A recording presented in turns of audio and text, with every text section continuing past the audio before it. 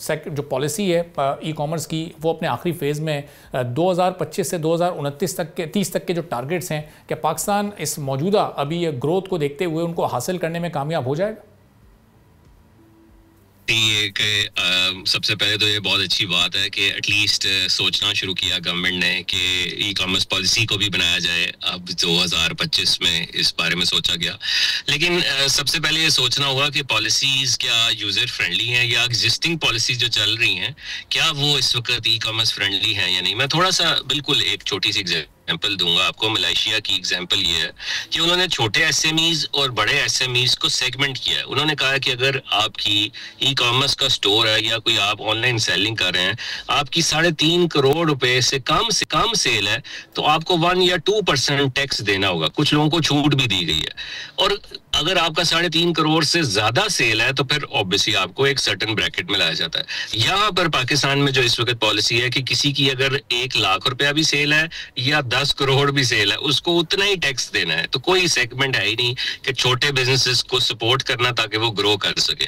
तो एक तो ये बहुत जरूरी है इस वक्त देखना। और दूसरा, जैसे आपने कहा लॉजिस्टिक्स के बारे में, इस वक्त ये बहुत बड़ा एक अलमिया है कि पाकिस्तान में जो लॉजिस्टिक्स के नाम पे फ्रॉड्स हो रहे हैं और जो इस वक्त रिटर्न और रिफंड्स की जो रेशो है पाकिस्तान में वो तकरीबन 25 से 30% है, क्योंकि कोई पॉलिसी नहीं है, कोई चेक एंड बैलेंस नहीं है। जो कैश ऑन डिलीवरी का निज़ाम है उसको चेंज करके डिजिटल पेमेंट्स पे लाना होगा, तभी हम लोग अपनी पॉलिसीज को मजीद मैच्योर कर पाएंगे। इस वक्त जो ई कॉमर्स में अगर हम देखें, जैसे आपने अभी अपनी टॉक में कहा कि हम $6 बिलियन पे सिर्फ और सिर्फ ऑनलाइन ट्रांजैक्शन तो जा चुके हैं। 4 बिलियन अलग हैं जो कि ट्रैवल रिलेटेड है, वो भी ई कॉमर्स है कि लोग अपनी टिकटिंग भी जो बुक कर रहे हैं, डॉक्टर्स भी ऑनलाइन अपॉइंटमेंट्स ले रहे हैं। सो ये $10 बिलियन के अगेंस्ट एक पूरी मार्केट ई कॉमर्स की पाकिस्तान में बन चुकी है।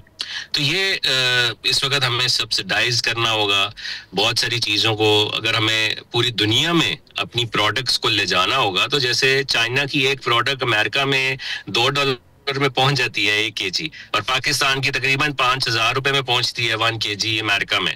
तो वो ऑब्वियसली जब मार्जिन ही नहीं बचेंगे तो आप कैसे पूरी दुनिया में सब्सिडाइज के बगैर जो है वो compete कर पाएंगे, जो कि इस वक्त दुनिया जो ई कॉमर्स पे ग्रो कर रही है। सब्सक्राइब करें और बेल दबाएं ताकि कोई खबर रह न जाए।